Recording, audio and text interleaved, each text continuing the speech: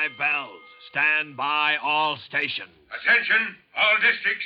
The 5-alarm fire. 5 bells. Move in immediately. That's it. Let's roll. Let's go. Firefighters.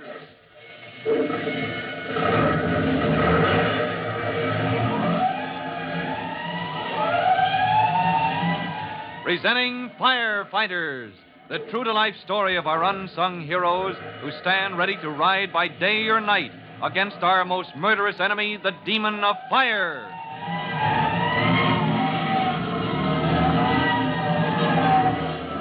In just a minute, we'll move into the Midland Forest area, where fire, started in the woods by a cigarette tossed from a passing car, is moving up Breakleg Hill toward Upper Falls, where Chief Cody and Tim Collins are visiting.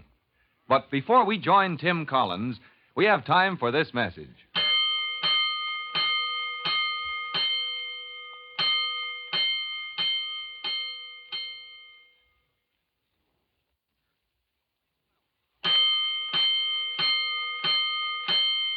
Let's go, firefighters.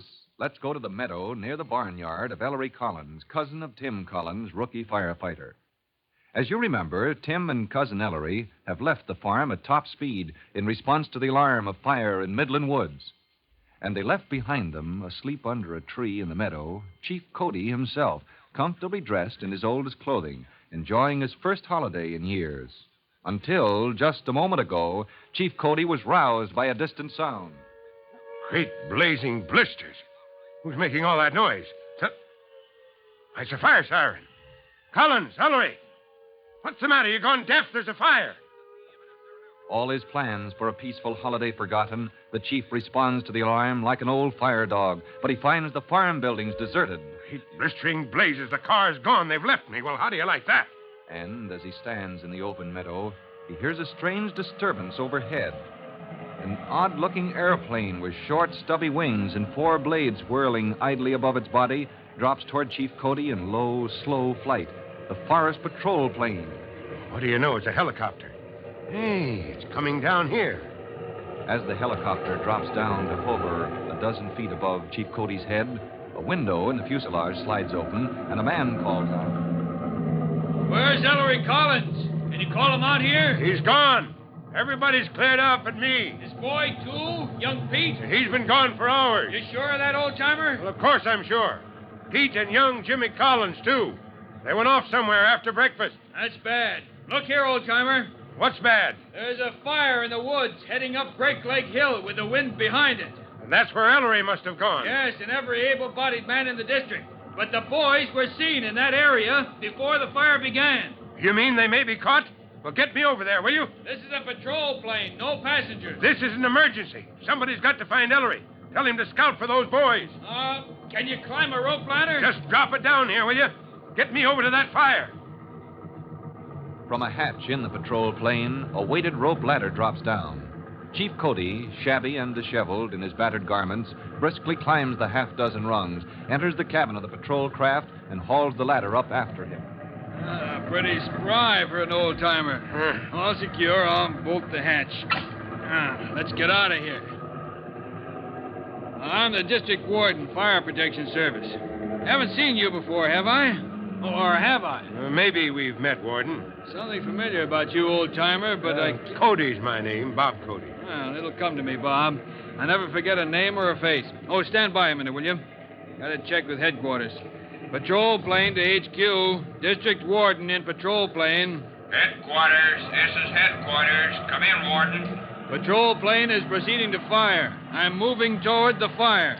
Mobile unit is waiting on highway. You're in touch with radio receiver at Breakleg Hill. All right, HQ. Patrol plane will give orders direct to men at fire. I hear you, Warden. Anything more? Boys have not been found. Any report at HQ?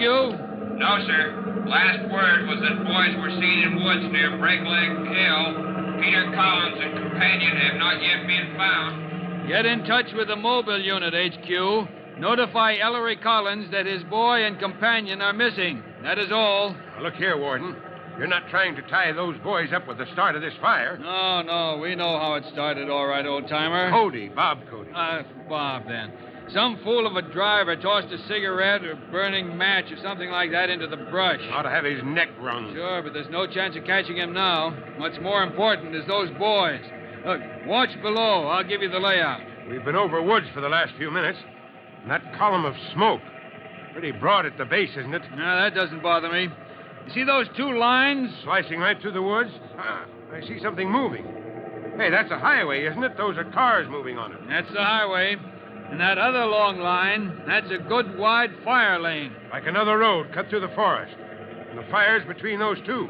Can you keep it there? If I have men enough, I can drive the fire right toward Break Leg Hill. If that's the hill there ahead of us... Yeah, that's Break Leg. Well, the fire's got a good start up that hill. Yeah, but the crest is a bare ridge and... Oh, stand by now, Bob.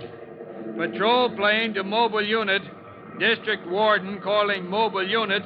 Mobile unit to patrol plane. Come in, Warden. We're getting you fine and clear. This is Donovan. Donovan, I can see the ridge on Break Leg Hill. Send men along the fire lane and the highway. On the way, Warden. Men with tools are holding the flanks of the fire. Have you water to spare, Donovan? Enough for the backpacks? All the water we need, Warden. Upper Falls has a tank truck bringing more. They've gone back to refill. Then here are your orders, Donovan. On no condition must the fire cross the highway or the fire lane. Yes, sir. We can turn it back if it tries to cross. Warden, there are men on the hill.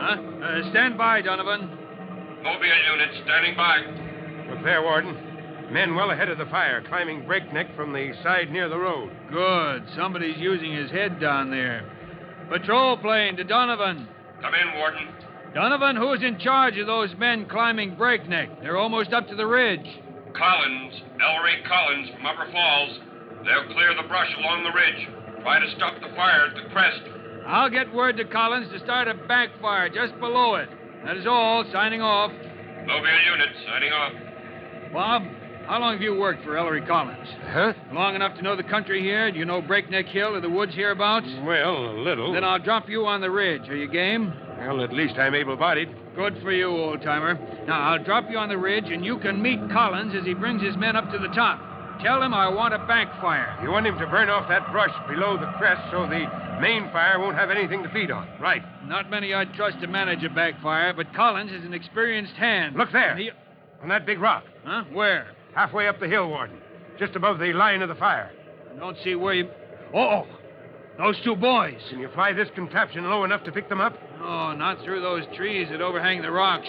Then we've got to get word to the men on the hill. Get me over to that ridge, Warden.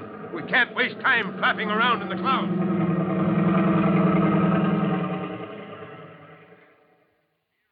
The district warden, not yet recognizing his dilapidated passenger as Chief Cody, famous commander of the city fire department, deposits him on the ridge of Break Leg Hill as a long file of men climb through the brush into the open.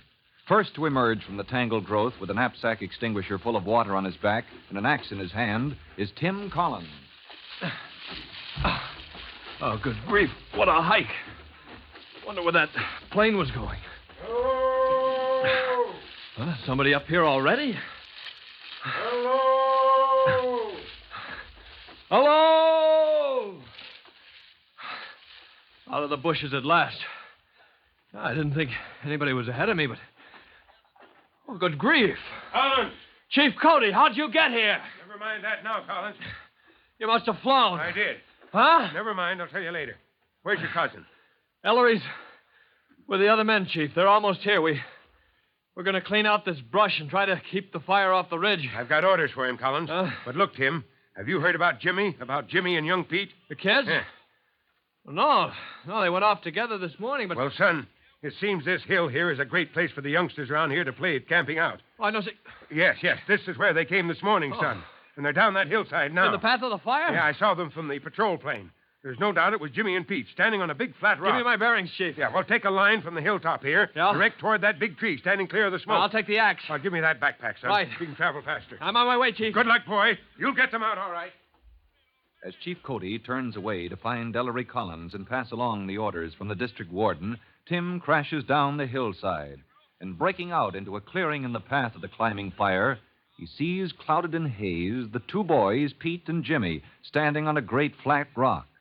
And as they turn their sooty faces toward him, he sees that both boys are grinning from ear to ear. Far from being terrified, they eagerly wave him on to join them. Why aren't Jimmy and Pete Collins running in panic from the forest fire instead of laughing at some sight below them on the rocks as if they were watching a circus? You can't blame Tim Collins for wondering, and maybe he's even a little annoyed. Well, you'll find out for sure when you listen to our next true-to-life episode of The Firefighters. In just a moment, Chief Bob Cody will tell you, boys and girls, how you can help the firefighters in your own town. But first, here's a message you ought to hear. And now, Chief Bob Cody with a special notice for the Firefighters Brigade.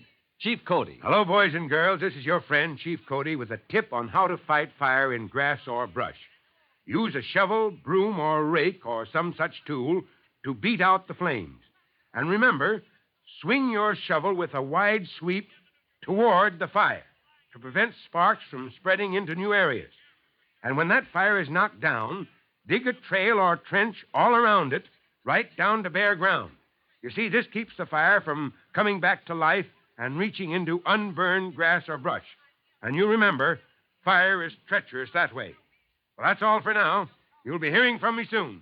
Fire Chief Cody and the young rookie fireman Tim Collins will be back on the same station the next time you hear... That's it. Let's roll.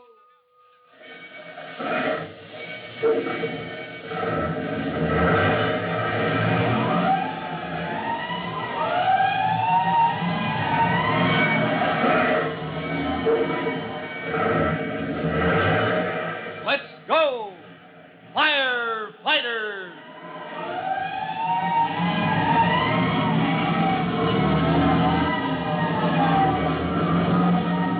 Firefighters is a copyrighted feature of William F. Holland Productions.